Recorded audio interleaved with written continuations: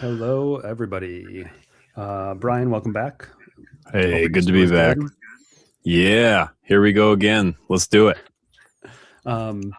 We're doing Revelation 20 today, but before we jump into that, I just want to remind everybody, go check out Concordia Bible Institute. So, I guess what are what position can I say you have here? Yeah, we keep cruising along with weekly podcasts going through. We're through the Pentateuch now. We're into Joshua, Joshua 1, 2. I finished up Joshua 2 recently, and we'll keep moving along there. But yeah, the other series are there. You can see all kinds of videos, some other more special videos for various things. Revelation, there's stuff, all kinds of fun stuff there. Yeah, you guys have your the older podcasts as well. So Yeah. Tons of options there. But yeah, go check out Concordia Bible Institute. Really good stuff.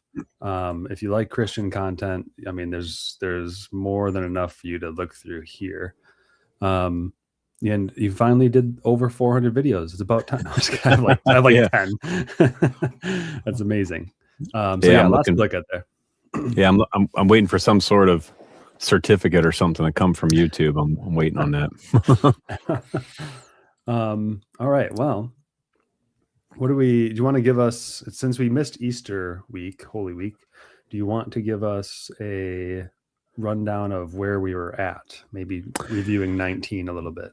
Yeah, 19 was, we're in Easter now. And so we can say the Alleluias that are in chapter 19 without any hesitation there, right? So it's the only place in the New Testament you get Alleluias, and there are 4 of them, and they're kind of back to back. And so that's in chapter 19, and it's the marriage feast of the Lamb and his kingdom, which has no end. And it's really remarkable. We also got the rider on a white horse, and he has a white army arrayed in white clothing. And in some ways, chapter 19 is putting together some earlier themes that we heard. The horses and the white clothing, and the fact that there's a lead horseman, and so all these things that he does battle with the word of the Lord. And I think the transition, I guess, would be at the end of 19, we're already getting an indication that there's some finality here. The false prophet, stuff's getting thrown into the lake of fire. And that seems pretty final to me. And that's the kind of stuff that we're going to see here in chapter 20. This is the millennium chapter, 1,000-year period, 1,000-year reign. And, but it also has the beast and the false prophet and all of that being thrown into the lake of fire, death and Hades being totally conquered, thrown into the lake of fire. So we're getting toward the end. This is, this is the third last chapter. Yeah. So we're getting there. Just a couple more. And this is probably one of the more controversial ones, I'd say, huh? It is. Yeah, it is. And so you'll hear, I've talked on this a couple other places, but I think just as a kind of spoiler alert, what I'm doing with this chapter will be something that is trying to reconnect with a real old school traditional interpretation of it, but just trying to bring it to light in a fresh way. So what that all means, maybe we'll save for after we hear a little bit of it. But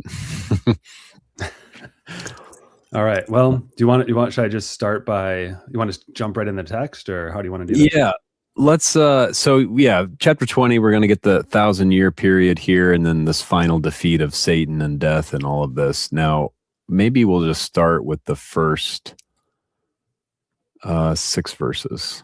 You want to just read those, and then we'll go from there. Sure. Then I saw an angel coming down from heaven, holding in his hand the key to the bottomless pit and a great chain. And he seized the dragon, that ancient serpent who is the devil and Satan, and bound him for 1,000 years, and threw him into the pit and shut it and sealed it over him, so that he might not deceive the nations any longer until the 1,000 years were ended.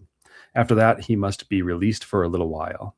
Then I saw thrones, and seated on them were those to whom the authority to judge was committed. Also, I saw the souls of those who had been beheaded for the testimony of Jesus and for the word of God, and those who had not worshipped the beast or its image and had not received its mark on their foreheads or their hands. They came to life and reigned with Christ for 1,000 years. The rest of the dead did not come to life until the 1,000 years were ended. This is the first resurrection.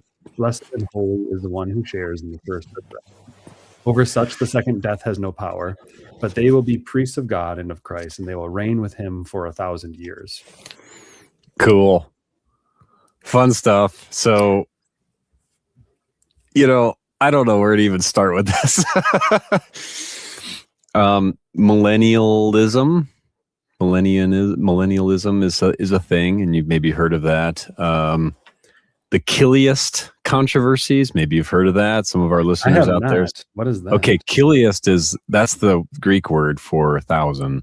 And so if you've heard of any, it's basically the same thing, saying the same thing. I don't know when that was I don't know if you read like Pieper's Dogmatics or some of these, I don't know, maybe 18th into the 19th century dogmaticians, Kiliist controversies, 20th century. I don't know when that kind of flared up. But anyway, so millennialism. What do we do with this? Well, let's just start with the text, I guess. Start with verse 1 and we'll walk through all this. Now, I'm really struck by all of this language. We'll talk about some of the millennialist views and things in due course. But look at this language. I saw another angel coming down from heaven, having in his hand, having the key to the abyss and a great chain in his hand. So already we're getting a lot of imagery that we've had before in the book, this angel coming down from heaven. Kind of reminds me of chapter 10. He's holding in his hand. Okay, remember the Son of Man has in his hand things. And the key, Christ has the key of David and these things. The bottomless pit, authority over the bottomless pit. We've seen this kind of stuff. The chain, I think, maybe that's a little bit new, but that's kind of consistent with all this other language here of defeating the devil and dragon and serpent. Binding. Mm-hmm. You get chain in like demonic, in exorcist texts. You might remember maybe Mark 5 comes to mind where there's a demon possessed man and he's bound to right, bound by chains and living among the tombs, and Jesus casts out the demons. They go into the pigs and they rush down the herd, goes in, drowns himself. Okay, just even that right there, though, this chains and key and hand. And then we'll also see in verse 2, seizing or grasping. And then we have binding. So you see him bound for 1,000 years. And then you have throwing. That's in verse 3. Or cast. Literally, it's cast. Cast them into a pit, throw them into a pit. And then you have talk of shutting and sealing. Now, what really gets me about all of this is that those words, all of them form a kind of cluster around one big topic in the New Testament. Key and seize and bind and sealing, loosing and binding. It's office of the ministry stuff. It's pastors. Interesting. And so a lot of these terms, so for example, the keys, right? I give you the keys, Peter. He gives the keys to the office of the holy ministry. You can find the talk of keys in Matthew 16. You can find talk of seizing or binding in John 20. So the risen Christ comes back and he says, whatever you loose on earth will be loosed in heaven. Whatever you bind on earth will be bound in heaven. So the language of binding is there. And then we also have the language of, casting out is for the demons, but sealing, binding, seizing and binding, that's another thing too. Whatever you bind on earth will be bound in heaven.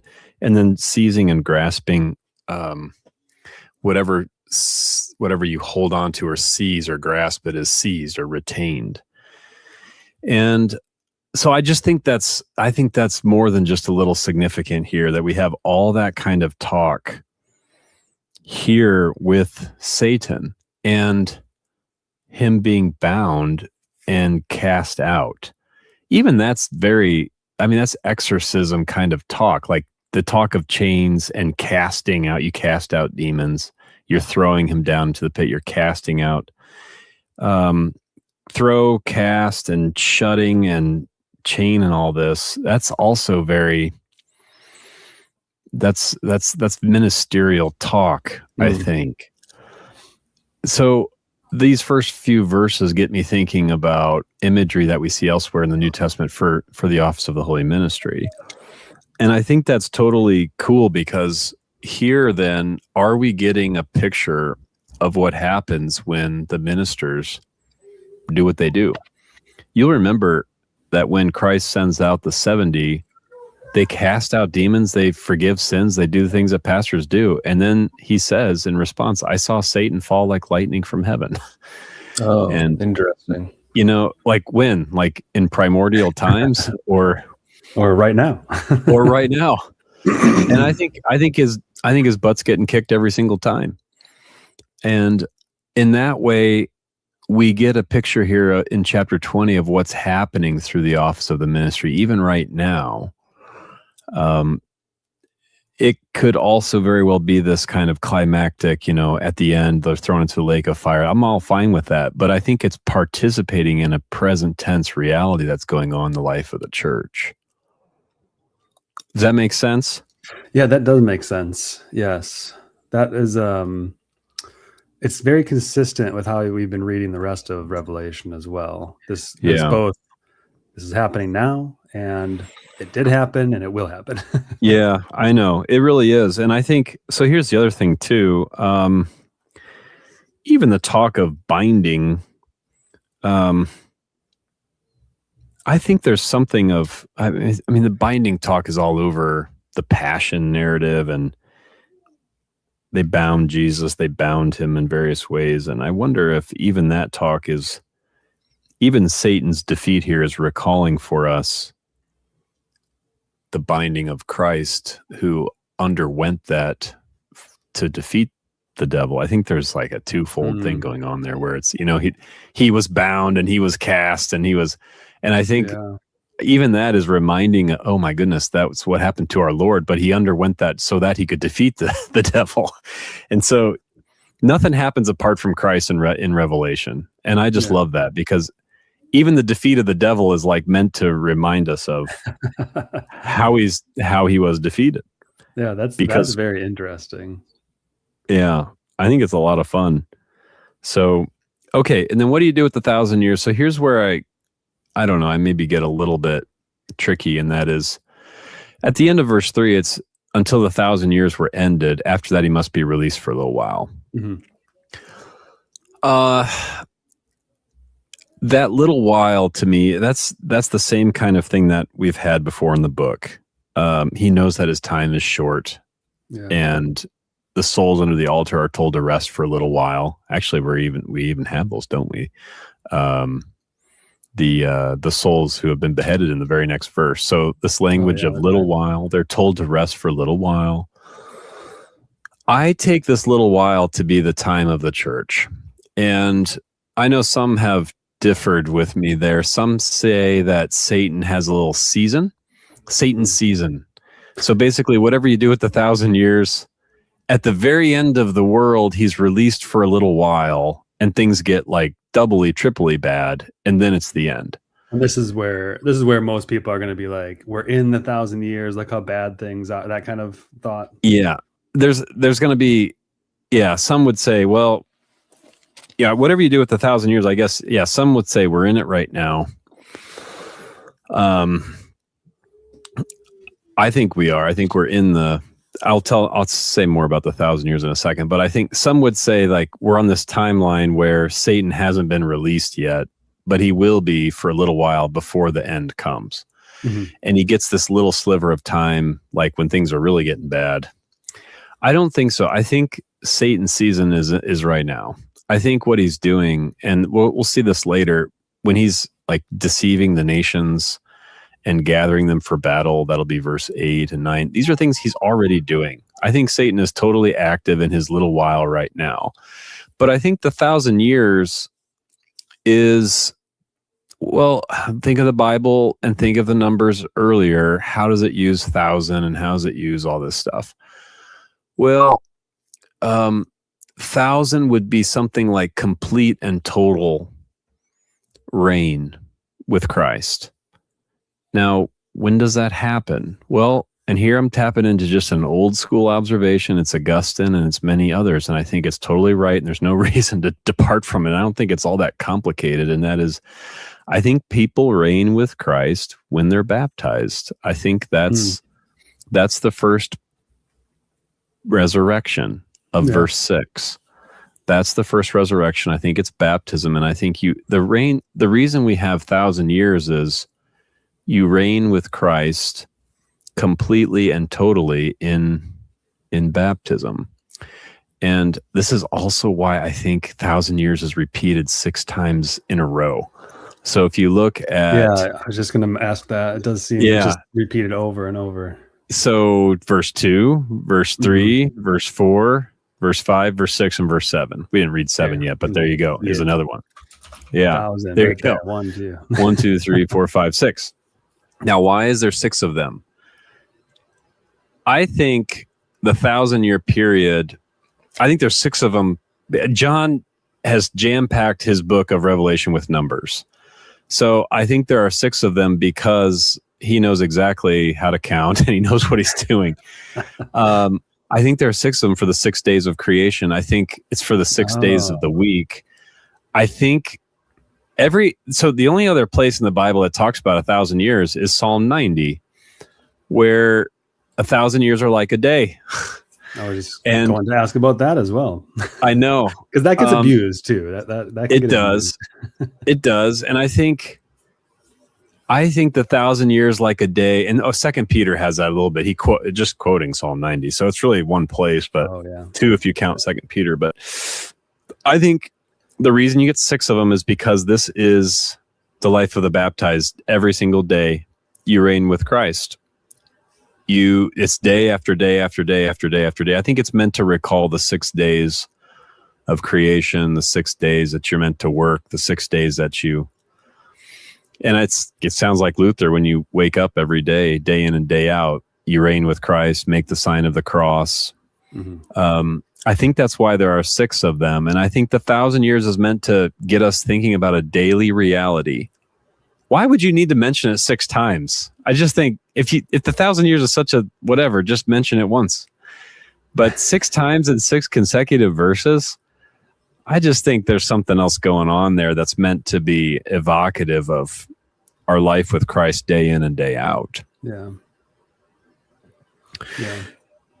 So I also think all this talk of coming to life.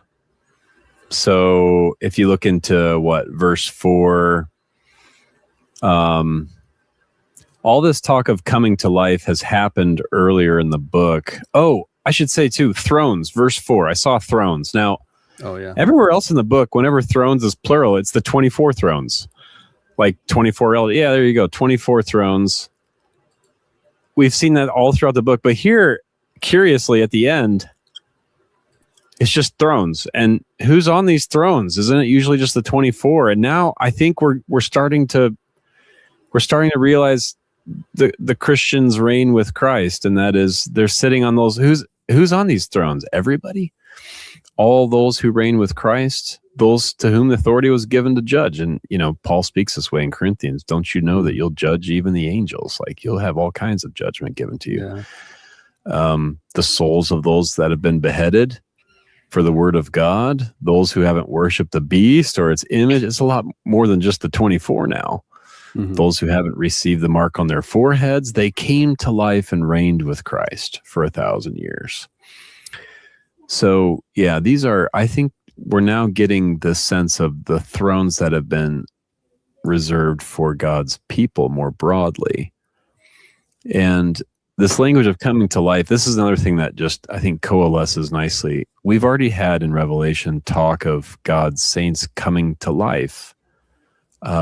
Think back in chapter 10, chapter 11, they prophesied, they spoke the word of the Lord, and then, they were persecuted for that, and some even killed. And yet they came to life. It was like 3 days later, and they came to life, and you must prophesy again. It was like, take and eat, speak this, bear witness. They'll put you to death, but I'll raise you to new life, and do it again. Do it again. Take and eat, speak the word.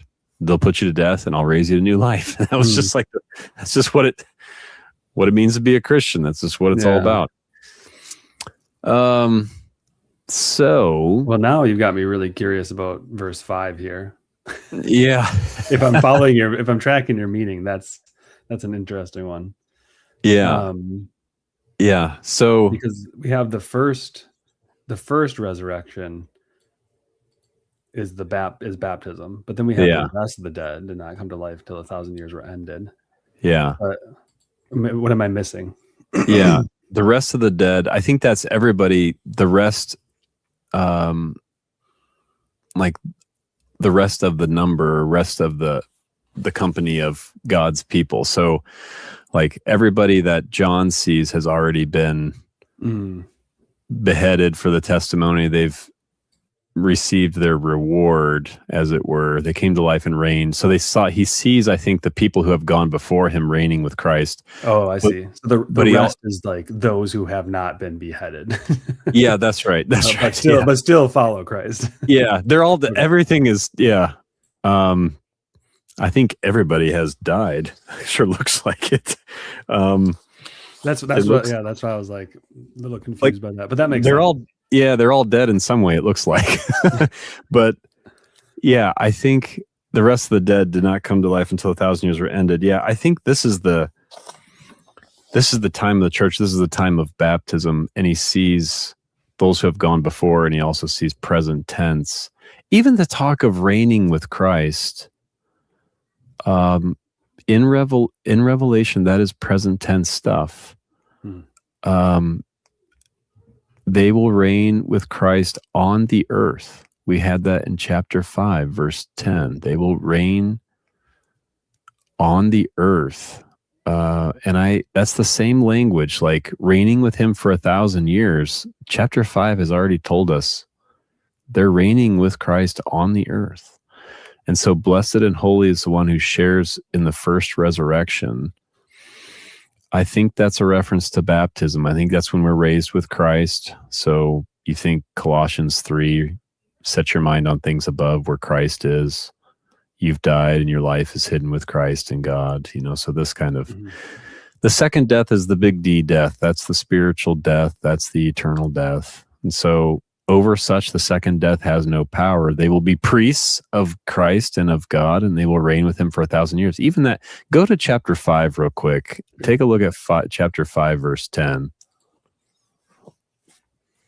Verse 10? Yeah, I think it's verse 10. They shall reign on the earth. Yeah, you have made them a kingdom and priests to our God, and they shall reign on the earth. That's all that language. Kingdom and priest to our God, and they shall reign on the earth. I mean, all of that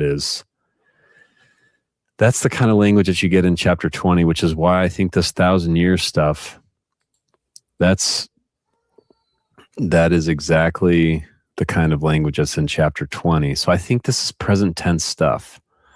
I think this reigning with Christ 1,000 years, it's what we have in baptism already. So that's pretty foundational for how I approach this chapter. It kind of governs how I think of it. Like, we are priests already right now. We are reigning already right now. God's people coming to life already right now. So yeah, I guess I like how it fits with the 1,000 years. We've seen, I can't help but keep going back to this idea, how we've seen how Revelation is like, it's not just the future. Yeah, it's like your present life right now. So I love that that fits with that idea, because it's so clearly a large part of Revelation. That is the life of the church. It's your own individual life. It's your everyday Christian life, and that's right. It will keep happening. This is that's sort right. of the the pattern that repeats. That's right. That's right. Yeah, it's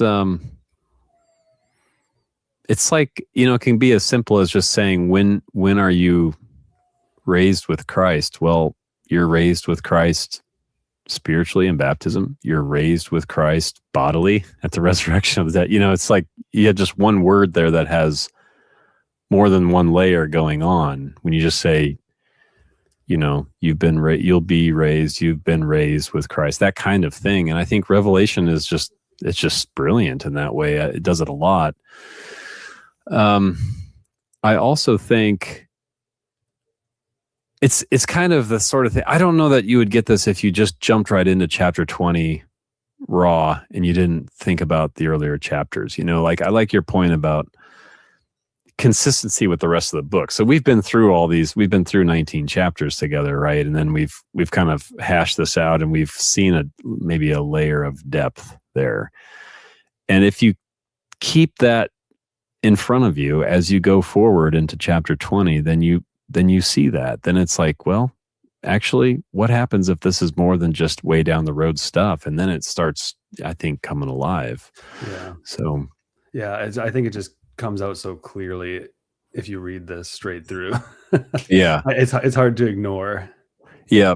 Yeah. So then you start to see these key terms that John uses earlier and how they function. And then you think, well, you put all that together, and this could be a very rich imagery of what's going on right now. So yeah, key and hand and seize and bind and throw, like all this is just like anybody reading the New Testament, anybody hearing the proclamation, that this is all just really evocative of ministry and what's going on. So now, I have to ask, because this was one of my favorite points that you discussed in chapter 17. Do you remember the one who was, now is not, and yet will come out of the abyss and go to destruction? There seems to be like that pattern here as well. That he's coming out of the abyss and going to destruction here. But it also seems like that pattern that we're talking about, that's also true for the present time for non-believers, is it not? Yeah. So it seems like there are two patterns you could be part of. And that's it depends on who you follow. If you follow the one who is and was and is to come, that's your current reality too. Yeah. No, that's right. I totally like it. I think Revelation does the story of two paths and two churches and two reigns. You could reign with Christ, or you can reign with the devil, basically. And that's why I think you're going to see that here. So if you look at verses 7 and following, there are two reigns going on. This is more of the battle. We kind of had this in chapter 16. We've had this war stuff. So if you see that there in verse 7, the 1,000 years are ended, Satan will be released from his prison. He'll come out to deceive the nations that are at the four corners of the earth, Gog and Magog, to gather them for battle. Their number is like the sand of the sea. They marched up over the broad plain of the earth and surrounded the camp of the saints in the beloved city. But fire came down from heaven and consumed them.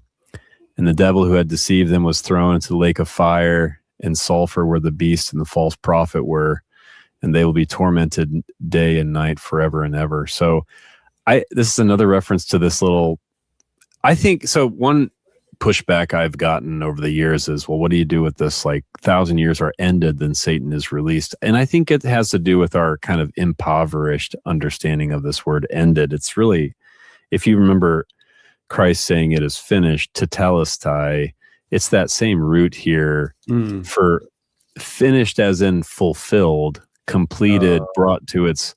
So I don't think, like, temporally, I know you'll track me here, but I don't know that everybody always tracks. But that is like, if we just think ended, we think chronologically, temporally, last point. You know what I mean? Right. It's like timeline stuff. It ends and then something else. And I just don't think that's the case. But it's hard to explain that when the English words. I'm with you there. If anybody is interested about this, I have a video on efficient causation in my Oh, YouTube library or in my YouTube page. Go check it out. You'll get a better understanding of what he's saying. We have such a scientific mind, and we only consider like efficient causation. One cause starts, then it ends, and then it's done with, and then another cause starts, and that ends, and it's yeah, done with. So I'm with you there. I totally agree. I It's appreciate just it. not how the Yeah, Greeks thought. It's not how they thought. I'm totally with you. Another example comes to mind would be Romans. Christ is the end of the law. This kind of like the laws had this, or it's the telos, the completion, the fulfillment of something. Everything Mhm. culminates in it. And I think the same thing is going on here. When the 1,000 years are ended, that is when they are totally and completely brought to their completion in baptism, when they're secure, when they're set, when they're established, then Satan is released. He Yeah. can't harm you. He is he's given his sphere of influence, but the baptized have been sealed, like in chapter 7. So I think it's this complete, total, like fulfillment, completion. I don't think it's just this like timeline stuff. And that's what it's tricky with the English word ended, so you get some of that. But so yes, when the 1,000 years are, I would say, like brought to their completion, Satan is released for a little while. And that's another one. He'll be released from his prison. The releasing of Satan, talked about it earlier, the little time that he has. We saw it in chapter 12. We saw it in chapter 6, this little while, this little time. Same here. I think it's just consistent with all those other periods of time. And that is, his time is short right now. He's released from prison right now. The task of the Christian is to continually bind him, throw him down again by way of baptism. I think that's how it happens. And then same for the ministry, to keep preaching and forgiving sins and binding and loosing and doing all the stuff that we heard about in the earlier part of the chapter. So that, just on that reading, then when the 1,000 years are quote unquote ended, Yeah. that would be like when the Christian's job is done, when the church's job is done, right? Yeah. I think it's when Because there's going to come a time where we don't battle this evil anymore. Yeah, that's right. That's right. I think when the 1,000 years are ended, it's when they're brought to the completion in baptism. And I think you can. Yeah, I see. What Yeah, you're saying. I shouldn't say the church has ended, but the military aspect maybe of the, I don't know. Yeah. Yeah, right.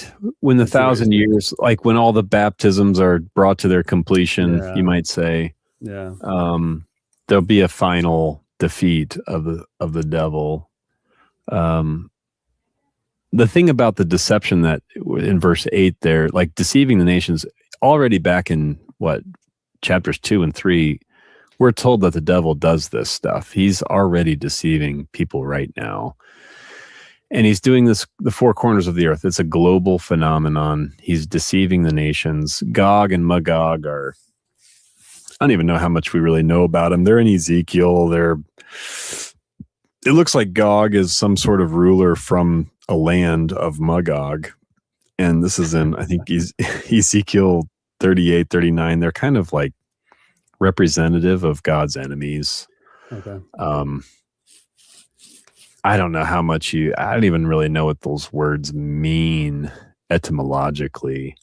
And maybe we're not supposed to, because the point is more of this kind of end times enemy who comes from the outside, from the north, I think it was, or whatever, and he attacks God's people. I think that's just kind of what's going on here. The devil is out there deceiving right now, four corners of the earth, Gog and Magog, gathering the worst kind of opposition he can find to battle. Their numbers like the sand of the sea. It's like this anti-Abe thing. So this came to mind too when you're talking about the two churches or the two ways, and he has his own covenant or his own following. Their numbers like the sand of the sea. They marched up over the broad plain of the earth, surrounded the camp. Now camp gets us thinking about wilderness, which gets us thinking about tabernacle, this camp. And we've seen that a couple times. We have. Like walking into the wilderness for That's right. That's right. Chapter 12, like the dragon goes after the woman and she's got a place prepared in the wilderness. Yeah. and that's where she's nourished. I think the camp and the beloved city. So you have both camp and city. So you have both wilderness and, I don't know, Jerusalem, right? Beloved city, I guess, Zion, all this. Now, I like that because I really like the camp stuff because Hebrews talks in similar ways. Let us go outside the camp. Let's go outside. Like, wait, where is that in Hebrews? I don't remember this. In chapter 13, outside the city. Right Isn't after the faith chapter. Yeah. Interesting. Isn't it in chapter 13 where we get this talk of like, let us go to him outside the camp, outside the city? You gotta look this up now while you're explaining. Yeah. Because I think it's, what would that mean? It would mean that is it a familiar way of preaching? Mm-hmm. Is it a familiar, reference? Almost like creedal, I want to say. I think that would be really cool if you have this kind of imagery that you referred to suffering with Jesus outside the camp. Yeah, this is interesting. Not to interrupt you, I'm sorry. Yeah, but go ahead. Is interesting language of camp here, because you have the bodies of those animals whose blood is brought into the holy places by the high priest as a sacrifice for sin are burned outside the camp. There you go. And then let us go to him outside the camp. That's the one. That's the one. That's the Very one. Interesting. Isn't that cool? And in Revelation, you have the talk of camp, like Satan does battle against the camp, against the beloved city. And I'll bet that was a familiar way of speaking. I'm leaning on Hebrews here. This is a sermon. This is how you preach of Jesus's cross. And so he suffered outside the gate. So they're seeing like, oh, the cross was outside the gate, and okay, Old Testament time. So they're putting all this together, and they're saying, well, let's go out there too. Let's go to him outside the camp and bear the reproach that he endured. Let's participate with him in this. A fascinating connection there. Yeah. Isn't that cool? And so the devil is gathering his forces to go against the camp, to go against the city. And so I think that's similar here. He's synagoguing Agag to gather. He's gathering the camp of the saints, gathering against them. This is just like chapter 16, Armageddon. This is the battle. This is part of the battle that he's kind of conjuring up. And yet fire comes down and consumes them.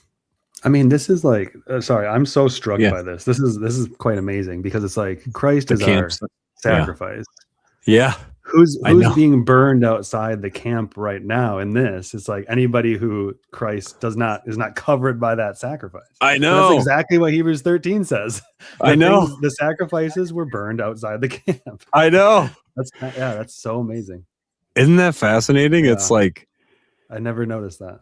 It's really rich. You don't want to leave the camp, and yet, because that's where the burned up sacrifices are. So that's your safe. Don't leave the camp.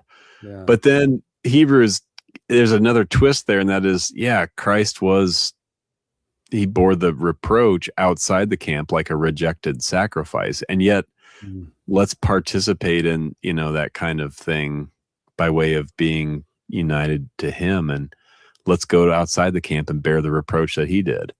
And it's just kind of like, Christians are made to be living sacrifices. It's just so like kind of this really deep. Yeah. It's really deep, but as long as you're covered with him, it's okay. You can bear that reproach even outside the camp and be okay. They say the second death has no power. That's right. That's right. Second death has no power over you, even though you're taking hits for the sake of the one who was outside the camp. So that's fascinating. It's really fun. It's really fun. I love that connection. That's really cool. Yeah, surrounding the camp and then the beloved city, but fire comes down and consumes them. That sounds kind of like we're Oh, I don't know, maybe back in chapters 10 and 11 again, where Oh yeah, all the fire raining down. all the fire's coming down and consuming them, which is also, that's that word again, consume. That is Which everywhere. it's totally everywhere. It's totally everywhere. But again, that's something that was also in chapter 10 and 11 as something that's happening right now, this consumption. So I think it's a blending. I think the deception is happening now. The consumption is happening now. But then Lake of Fire seems to me like this is a kind of final end to things. The devil who had deceived them was thrown into the lake of fire and sulfur where the beast and the false prophet were. They'll be tormented day and night forever and ever. Yeah, I think that sounds pretty final to me. Even night, you know. I would say so. Yeah. Day night. It sounds pretty final for sure. we got something here. Yeah, he'll be cast in there and thrown. Yeah, it reminds me of the binding of the strong man too. Oh yeah, that's right. Yeah. That's, I didn't bring that up earlier, but that's like, I think that's the only other binding of the devil in the New Testament, where the imagery of like the strong man there. That's the devil, and he's bound, and I think that's commonplace talk about what's going to happen to the devil. I think he's cast out through our Lord's exorcisms and things like that. He's cast out in baptism, but he's also like cast out in a finalized way here at the end. And I think it's intentional that they're all using the similar kind of language so that you can just, when you hear of being thrown out, right? You know what I mean by that? What am I trying to say? When you're using the same like repetitive bound, thrown out, or cast, it's like all that comes as imagery.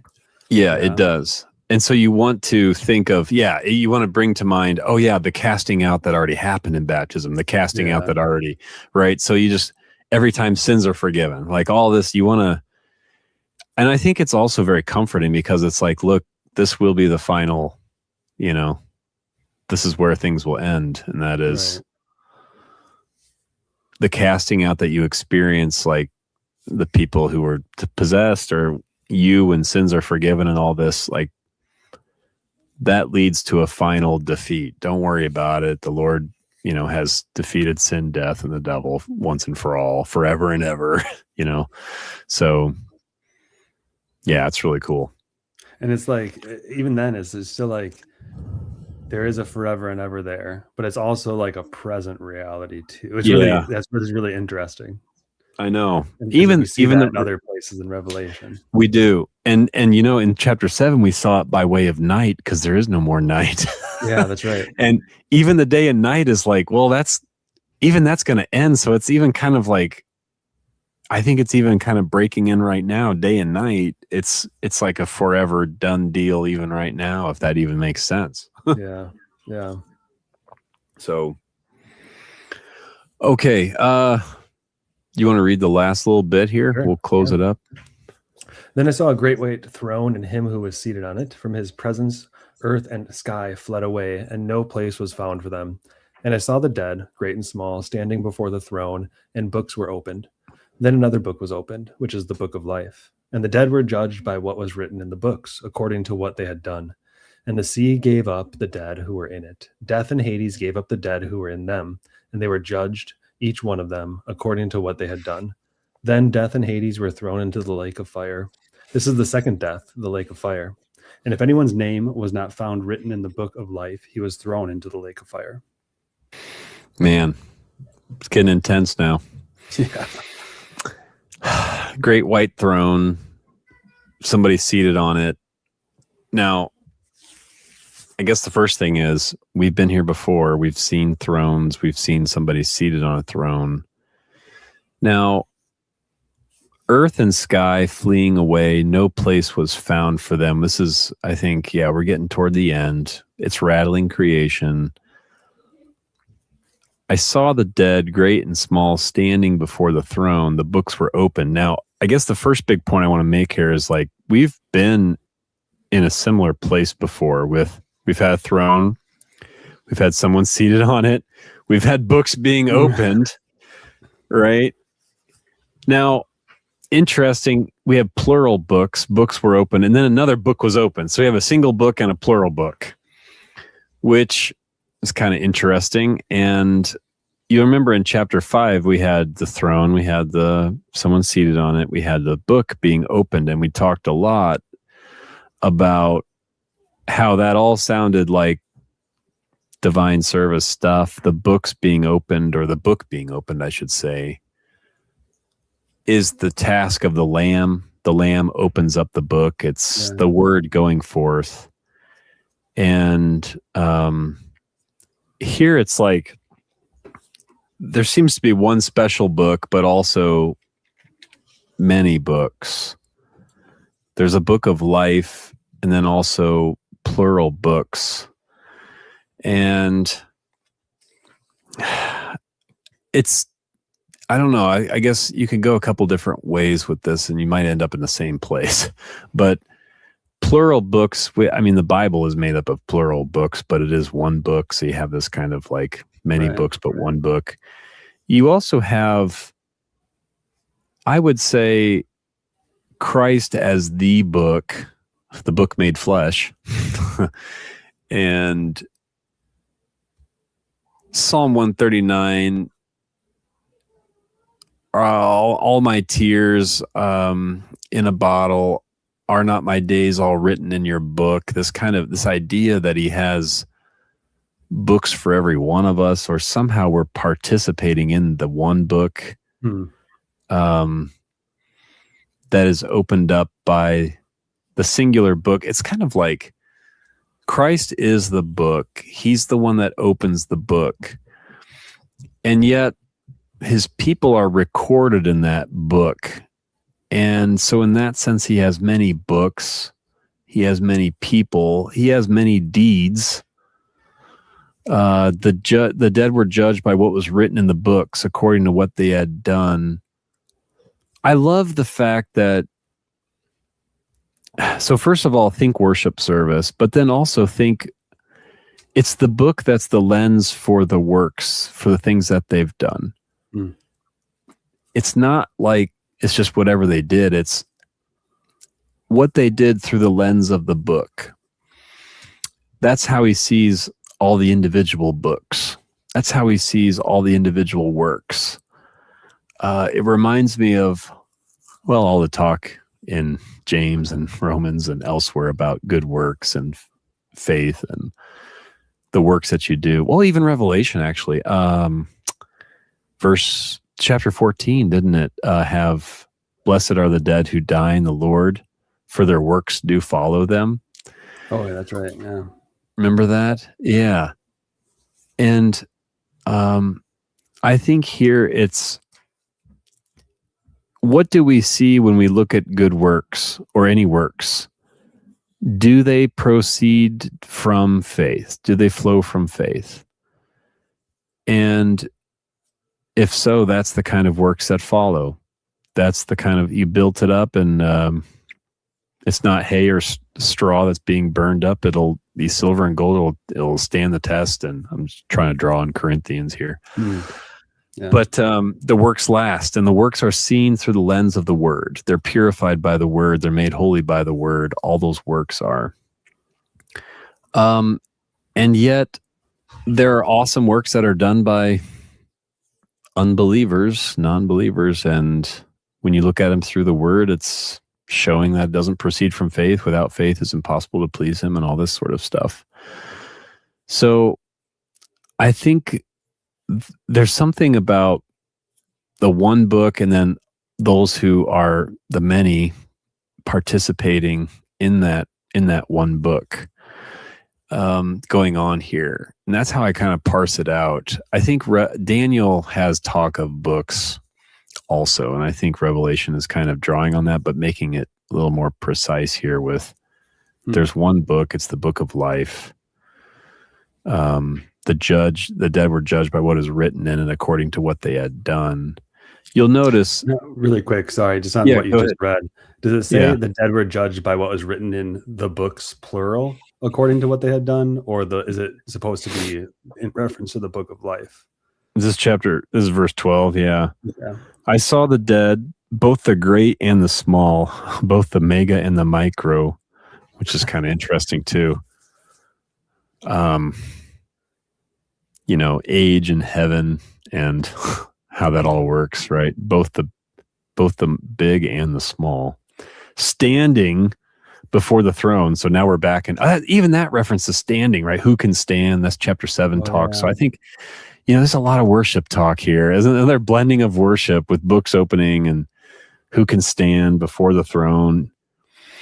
The books were open. That is plural in verse 12. The books were open, and another book was opened, which is the life book. And the dead were judged by what was written in the books, plural, according to their works. Okay. Yeah. Yeah. So it's an interesting, it would make more sense to me if you judged by what was written in the book. But Well, I was thinking if it said that, well, this is maybe I'm misunderstanding. That would make less sense because I see. because if you are a book that participates in the book of life, aren't you? See. You're sort of that same book, Yeah, in some way, right? Yeah, right. Yeah, I'm trying to make sense of that. Again, Psalm 139 speaks of like, your eyes saw my unformed substance. In your book were written all the days that were, planned out for me. And he has a book, singular, but then we have somehow plural books being opened up. And that's how the dead are judged, by what's written in the books. I would imagine all those books and the book of life is what it means. So yeah. If your works correspond, like the faithful works are the ones that are written in the book of life, right? So if yours are the faithful ones that match, that's kind of what I'm trying to get at, right? That's right. There's got to be a comparison going on. Yeah, I think so. There's got to be some, in some sense, you have a book or are a book, or you participate in that book, and then you're judged by the book of life. What kind of book has been written for you? Is it like the Psalm 139 where all of your days have been written in there, and he judged you according to the word, and he sees you as living by that word? The other thing is there's no book of death. And I think that's significant, because then you don't want to get to this Calvinistic thing where it's like God has a book of life, book of death, right? One of the two, and best of luck. There's a book of life, and everything is through that lens. Everything is through the lens of the book. So, yeah, I think it's comforting. I don't know how we don't often know how to talk of good works, but Revelation 14 already queued us up. Blessed are those who die in the Lord, for their works do follow them. And how do they follow them? Well, they've been written. They've been written. And do they not follow them in the sense of a faith-filled work, or a work informed by faith would follow you because you must have faith first? So someone who were to do the same work without faith, that work would not follow them.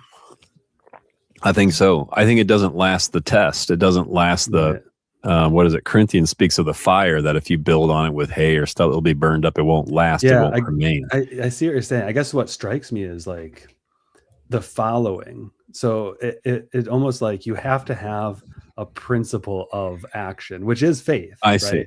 So and then that work follows upon that. And so that's right. The work follows you into eternal life too, because that's right. You receive eternal life by faith in baptism, whatever, right? And that's right. Then you do the faith-filled works. That's right. So that seems to be what's going on with the books too. There's the book of life, right? And that's right. I don't know if we can say that's Christ in some way. Sure seems like it. Yeah. So if you're doing the works that Christ has prepared for you by faith, I mean, through faith, then that seems like a similar concept at the very least. Yeah. I think Psalm 40 comes to mind with this in the scroll. In the scroll of the book, it is written of me. Like this is all about Christ. He's the Word made flesh, right? So he's the Word made flesh. In the scroll, it's written of him. He is that book. I think he is that book of life. He is the book that's in chapter 5, and he's the one that opens that book. Yeah. I think there's, to go to the plural there, I don't know. I mean, we call people of the book, right? Individual Christians as finding their identity in this book as well. I think in some way it's like you have, I don't know, you're participating in that main book of life by way of baptism, by way of confessing the word, by way of having faith. And then that's the ultimate criteria for judging what you do. Like you said, the works will follow you. So I think that's what's going on here. Everything that's apart from that one main book is not even, it's not book worthy. It's not called a book. It's just not. I mean, am I wrong to think of Ephesians 2:10 here? The works which are prepared by God in advance. No, I think that's totally good. The works that are prepared in advance, that we might walk in them, that we should walk in them. Yeah. You do that by faith. It's not like you have to do this specific, you have to help this old lady across the street because that was prepared. That's right. But it's the works that you do by faith that's been given to you. But the faith is the thing that saves, and the works that's right. follow. That's right. Yeah, absolutely. So that way it's, again, I think it's significant that they were judged by what was written in the books. Like you could just say they were judged by what they did. Did they help the old lady or not? That's well, it's not point. just it's not just point. what they did. Like two people can help the old lady. One can be a Christian and one cannot. And it's the same outward work, but one is pleasing to God and one is not. Yeah. So yeah, I think they're judged by what the word has said, by what the book has said, and that brings all the meaning and value to their works. Yeah. Speaking of efficient and final causes and formal causes, Luther has an amazing section in his Genesis lectures where he says the same work can be done by a pagan and a Christian, and they're completely different works, not due to the efficient cause, but due to the final and the formal cause. Due to the Christ is our formal righteousness. That's what he says. Yeah, it's really good. Excellent. Love it. Yep. Also, why? So we brought up chapter 5 here a couple times. Not to get off this point, but yeah, that's okay. I thought of chapter 5 when we read the very first. Why did that happen? I'm trying to place it. I've been trying to think about that the whole time, but chapter 5 when we said threw into the pit, shut it, sealed it, that he might not deceive. That just reminded me of the opposite of opening seals and releasing like what's in them. That's right. So I don't know if there's something to that, but it was interesting because then you mentioned chapter 5 a few times through here, and I was like, I did, yeah. I don't remember the language exactly, but chapter 5 has a lot of seal talk, doesn't it? That's when we first get the seal talk, and maybe that's what it was. What a contrast it is, right? Because in chapter 5, it's sealing.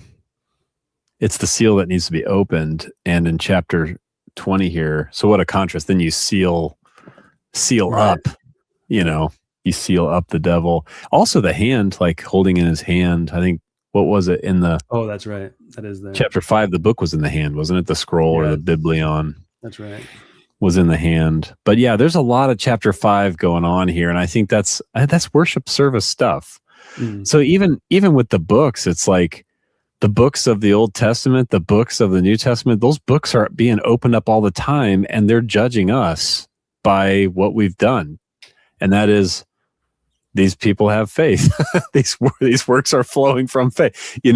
Like that's happening all the time. We hear the book of life. We are opening books, And there's really only one book. There's one scroll. There's one person that is the Word made flesh. There's really only one, right? So there's many words, many books, but there's really only one word, one book.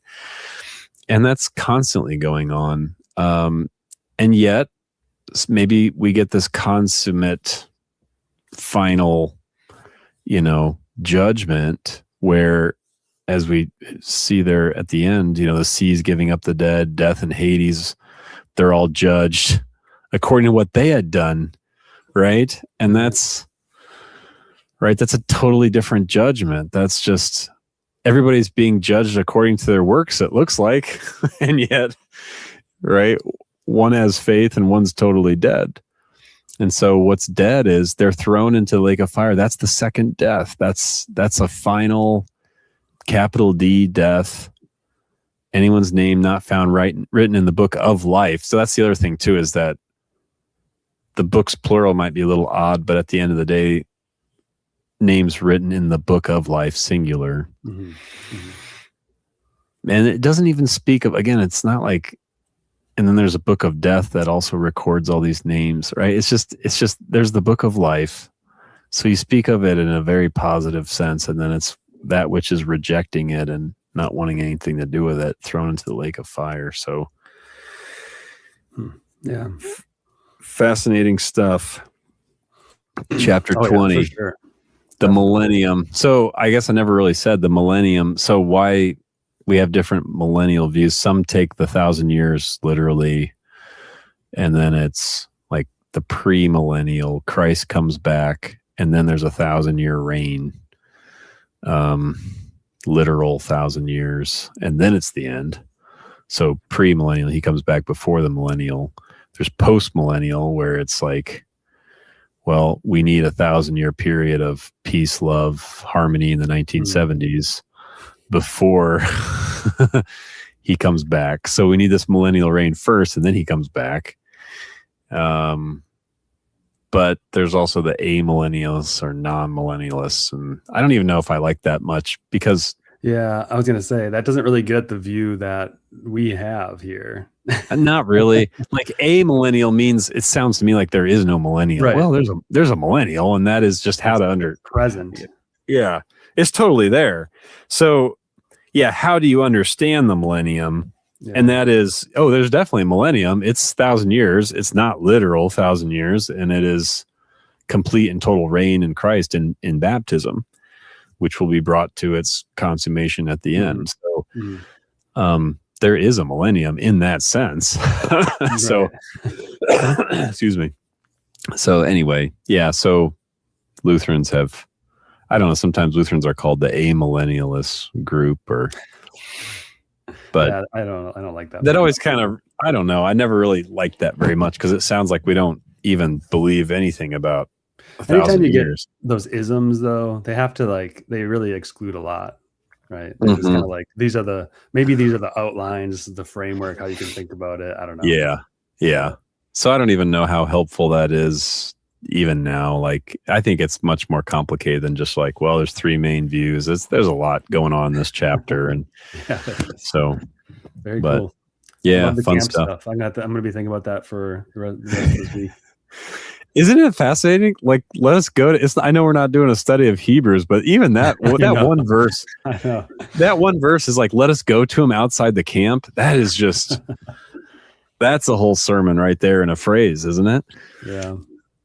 So I was last time, or maybe a couple chapters ago, you had mentioned that Christ is the greatest merchant. I'm like, what is he? Is he the greatest camp counselor or something? I'm like, what is he the greatest of here? Yeah, right. But anyway, no, thanks for walking us through that. That was sure awesome. Thing. Sure thing. I will say, if you're still with us, still watching, first of all, bravo. Second of all, go ahead, jump over to Concordia Bible Institute, give them a follow.